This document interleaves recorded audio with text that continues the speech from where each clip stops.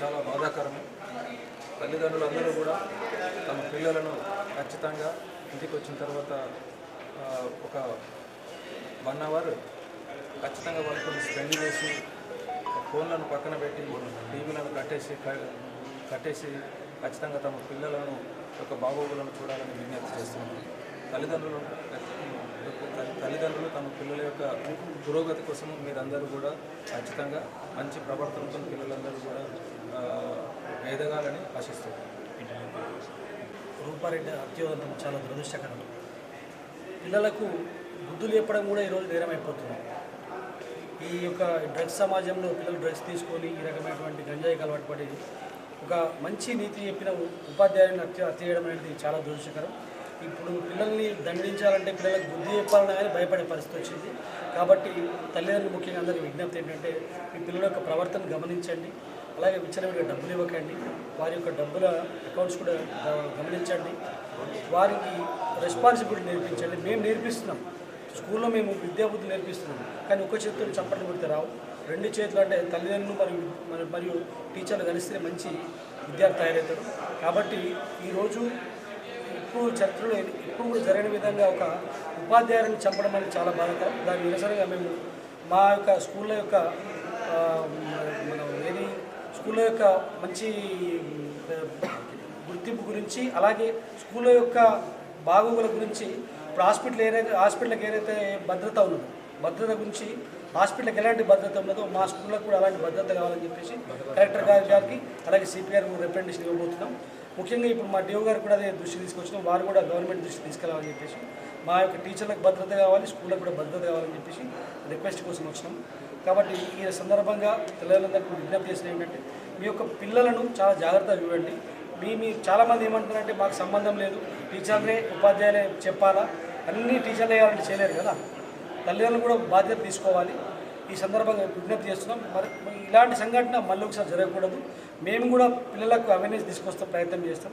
పిల్లల ఎట్లా ఉండాలి, వారి నడవడికి ఎట్లా ఉండాలని చెప్పేసి ఇక ముందు ఇంకా జాగ్రత్తలు తీసుకుంటాం. ఆల్రెడీ మేము చెప్తున్నాం, కానీ ఓన్లీ ఉపాధ్యాయులు చెప్పడం వల్ల జరగదు. ఇది మన అలాగే పేరెంట్స్ కూడా చెయ్యాలి.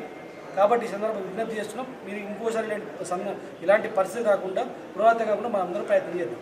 Thank you. నల్గొండ జిల్లాలో జరిగిన సంఘటన యావత్ ప్రపంచాన్ని దిగ్భ్రాంతికి గురి చేసింది. ప్రత్యేకంగా ప్రైవేటు పాఠశాలల మీద ఈ మధ్య రకరకాలుగా దాడులు జరుగుతున్నాయి.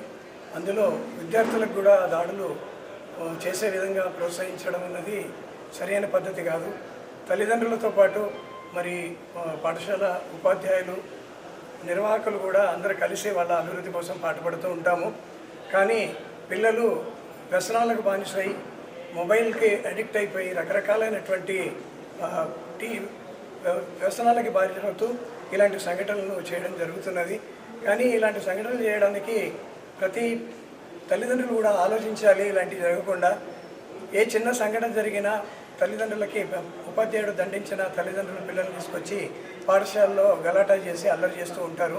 పిల్లల ముందర మరి వాళ్ళు పాఠశాల ఉపాధ్యాయులను కనుక అల్లరిపాలు చేసినట్టయితే వాళ్ళలో మరి ఉపాధ్యాయుల పట్ల వ్యతిరేక భావన ఏర్పడుతుంది, గౌరవం పోతుంది. ఇలాంటి సంఘటనలు జరగడం వల్లనే పిల్లల్లో మరి వ్యసనాలకు బాధితైపోయి మొబైల్ ద్వారా ఇట్లాంటి సంఘటనలు చేస్తూ ఉన్నారు. దాన్ని అందరం కూడా ఆలోచించి నిరోధించాల్సిన అవసరం ఉంది. ముఖ్యంగా తల్లిదండ్రులు ఇంటికి వచ్చిన తర్వాత ఇందాక డిఓ గారు చెప్పినట్టుగా రోజు కనీసం 1 గంట 2 గంటలు పిల్లలతో కేటాయించి వాళ్ళు ఎక్కడ పోతున్నారు, ఎక్కడ వస్తున్నారు, ఏం చేస్తున్నారు అనేది పాఠశాల స్థాయిలోనే కాకుండా మరి కళాశాల స్థాయిలో కూడా ఇంటర్ విద్యలో కూడా చాలా సంఘటనలు జరుగుతూ ఉంటాయి. వాళ్ళని అబ్జర్వ్ చేసినట్టయితే మరి అడాలసెంట్ ఏజ్లో ఒక వయసు వచ్చిన తర్వాత 14 నుంచి 18 ఏళ్ల మధ్య వయసులో పిల్లల్ని జాగ్రత్తగా చూడాల్సిన అవసరం ఉంది. అలా కనుక చూడకపోతే పిల్లలు దారి తప్పే ప్రమాదం ఉంది. ఒకసారి దారి తప్పితే జీవితకాలం తల్లిదండ్రులకు కానీ ఉపాధ్యాయులకు కానీ మాట వినకుండా మరి దారి తప్పి వాళ్ళ జీవితాన్ని పాడు చేసుకునే అవకాశం ఉంది. సో అందరూ దయచేసి ఆలోచించి మరి ఈ సంఘటనలు పునరావృతం కాకుండా అటు అధికారులు ఇటు తల్లిదండ్రులు కూడా ఆలోచించి మరి పాఠశాలకు సహకరించినట్టయితేనే పాఠశాలలో మనుగడ సాగించి పిల్లలకు మంచి విద్యాబుద్ధులు నేర్పడానికి అవకాశం ఉంటుంది. ధన్యవాదాలు.